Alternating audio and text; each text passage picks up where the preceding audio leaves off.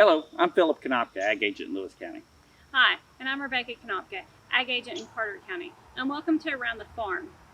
Today we're going to be talking about Buttercup, and although these flowers may make a drive down an eastern Kentucky road in the early spring a pretty drive, they're not a friend of our farmers.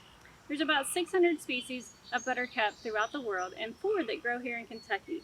They all have these 5 yellow shiny petals and make a really pretty flower, but they have toxic characteristics that our livestock don't like to graze and can cause problems in our pastures and hayfields. Buttercup is often found in overgrazed pastures where there's a weak forage stand.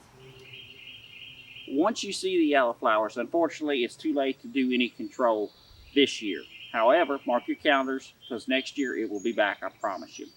We want to get this plant under control before we think about reseeding some clovers because unfortunately, the same chemicals that are going to take this out will also take your clovers out. So that being said, you also need to evaluate your clover stand in here now. It's much more bang for your buck to get this weed under control and sacrifice any clovers that you have.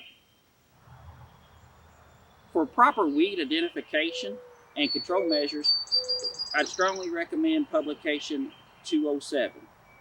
It's got several great pictures, and if you flip it over on the back, we've got some charts that we can tell you when to spray, such as Buttercup. We want to do February and March.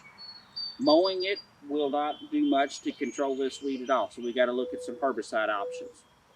For example, we can use 2,4-D, 2,4-D dicamba, triclopyr, metsulfuron, or aminopyrrolate.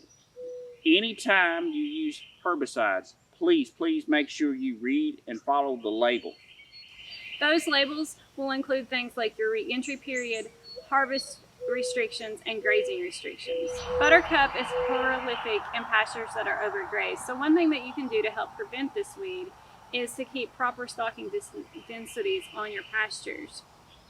Buttercup will cause gastric and oral ulcers, blistering of the mouth, drooling, and other gastrointestinal problems, including colic and diarrhea.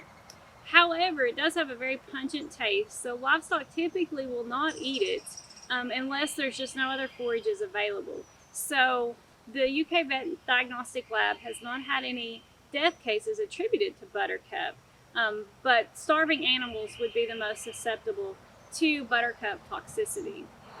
In addition to the chemical controls that Philip's already mentioned, one thing that you can do to help keep Buttercup out of your pastures is to use the correct stocking density and not overgraze your pastures in the fall and early springtime. This summer, in our pasture fields that we know we have Buttercup, it may be a good time to walk through them, evaluate them, and make some management decisions, possibly looking at renovating our pastures.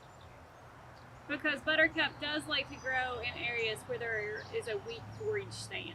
If there's Buttercup in your hayfield, there's not a whole lot of research out there, but we do tend to think that the toxicity levels diminish as the plant dries out, and so that it's probably not a serious toxicity problem in your hay. If you have any questions about Buttercup or other weeds, feel free to contact us at the Extension office or your local county office.